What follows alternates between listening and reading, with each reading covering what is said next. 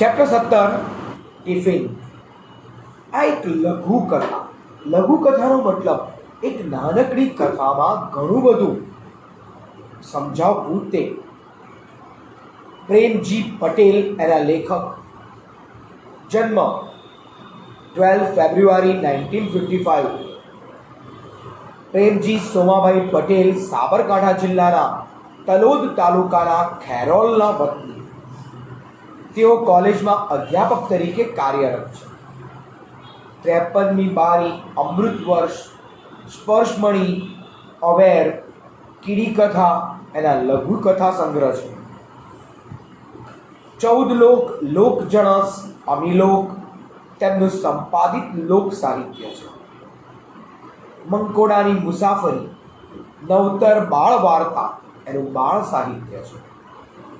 ગુજરાતી જીવન કથાઓ વિવેચના તરફ, ગુજરાતી આત્મકથાઓ એના વિવેચન ગ્રંથ. વિવેચનનો મતલબ કોઈ એક વસ્તુ પર ડિટેલ ડિસ્ક્રાઇબ કરેલું હોય એને વિવેચન કહેવાય. આ લઘુકથામાં એક માર્મિક ઘટના વર્ણવવામાં આવી છે. નાના અને સાદા વાક્યોથી અમથીમાનો પશુ પ્રેમ, પરોપકાર વૃત્તિ એનું ઉત્તમ આલેખન કર્યું છે.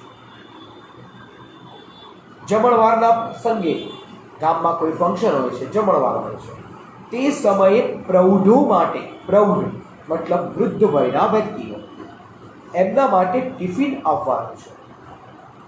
છતાં અમથીમાં રોટલા ઘડતા દેખાય છે. અમથીમાં ઘરમાં રોટલા બનાવતા હોય છે.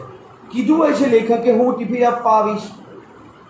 લેખકને એમ કે બિચારા ડોસી એક દિવસ તો ધુમાડાથી બચે, પણ અમથીમાં જેનું નામ. અને અમથીમાં જુદી રીતે વિચારે છે. એ કહે છે કે ભાઈ હું ટિફિન તો હું જમીશ, પણ સામે બેઠી ગાય અને સામે બેઠેલી કૂતરી જમવાનો સમય થતાં અહીંયા આવશે ત્યારે એને હું શું જવાબ આપીશ? ત્યાં લઘુ કથાનો વળાંક આવે છે. છતે કુટુંબે એકલવાયુ જીવન જીવતા અમથીમાં માટે, જેમના સંતાનો છે પણ દીકરાઓ એમને છોડી ગામડામાં કમાવા માટે શહેરમાં જતા રહ્યા છે, તો એના ઉપર કટાક્ષ કર્યો છે. એમના માટે તો આ પશુઓ છે, એમના પોતાના છે, એમના કુટુંબી છે. એક જ પ્રસંગમાં મનુષ્યના સંબંધો સચોટ રીતે પ્રગટ થાય છે. એ જ આ લઘુકથાની વિશેષતા હોય છે. તો લઘુકથા એકદમ નાની સ્ટોરી હોય, બહુ જ મજા આવે, પણ ખબર જ નહીં પડે. સ્ટોરી 2-4 વાક્ય પતી જતી હોય જાણે એવું લાગે આપણને, પણ ડિટેલ વિચાર અંદર રજૂ કરે. ચલો શબ્દ પેલા સમાનાર્થી જોઈએ. શબ્દાર્થ. સાદ એટલે બૂમ, અવાજ. ધમાલ કામ માટેની દોડધામ. ઇશારો સંકેત, સાઇન, સંજ્ઞા. ધરાઈ જવું, તૃપ્ત થવું, સેટિસ્ફાઈડ થઈ જવું. તળપદા શબ્દમાં આય, આવ, ભઈ, ભાઈ, હું, હું, નેહાકા, નિસાસા. વિરોધી સવાલ, જવાબ, દિવસ, રાત. રૂઢિપ્રયોગમાં લાગી આવવું, દુઃખ થવું, હૃદયમાં ઘા થવો, તીવ્ર દુઃખની અનુભૂતિ થવી. એ પછી શબ્દ સમૂહ છે. ઘર આગળની ઊંચી બેઠક, માંડવી કે રવેશી, આપણે જેને ઓટલો કહીએ, પ્લેટફોર્મ કહીએ, તે ઘરનું આગળનું ઊંચો ઓટલો. પરાણે કરાવવામાં આવતું કામ, વૈતરું, મજૂરી. તો આ ચેપ્ટરમાં અમથીમાનો પ્રાણીઓ માટે કેટલો પ્રેમ છે એ બહુ જ સરસ શબ્દોમાં વર્ણવ્યું છે. તે હવે આપણે જોઈએ. Chapter. Hello friends, I am Bhumir sir.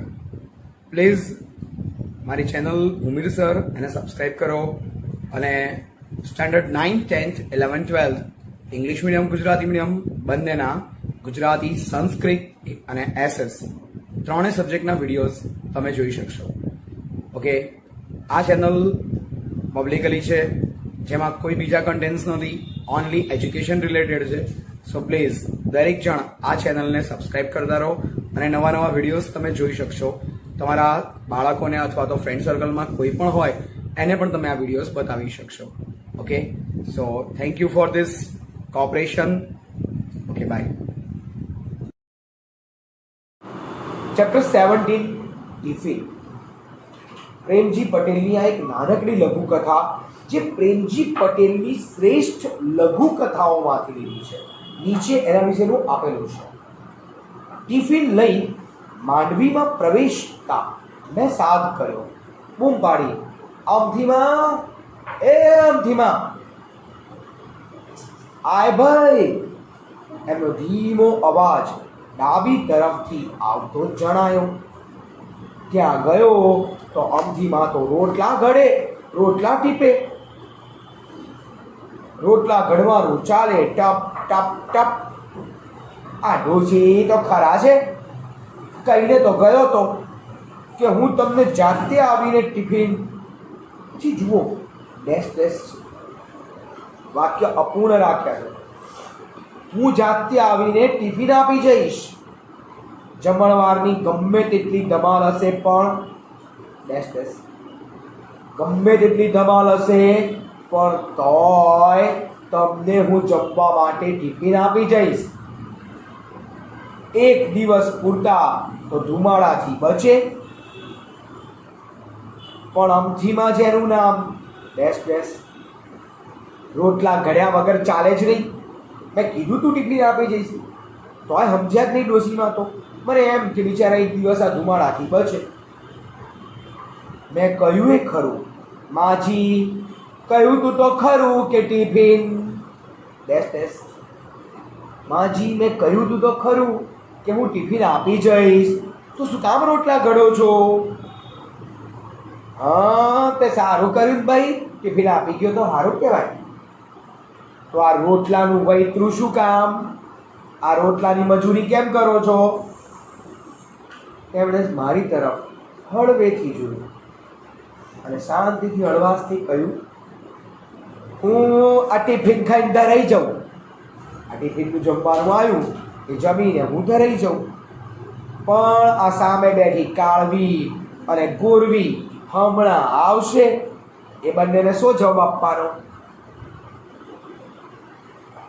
ગોરવી હા. પછી સામે જોયું ત્યારે અચાનક માજીનો ઈશારો એકાદ ક્ષણ વીત્યા પછી ખબર પડી કે કાળવી એટલે કાળી કૂતરી અને ગોરવી એટલે ગોરી ગાય એની વાત કરે છે. અટકીને કહે કે બે જીવ નેહાકા નાખે તો મારું ખાધેલું ડેશ ડેશ. મતલબ કે અહીંયા એવું કહેવા માંગે છે કે એ બે જીવ જો હું ટિફિન ખાઈ જઈશ તો એ બંનેને શું ખવડાવીશ? આ રોટલા હું મારા માટે નથી ઘડતી.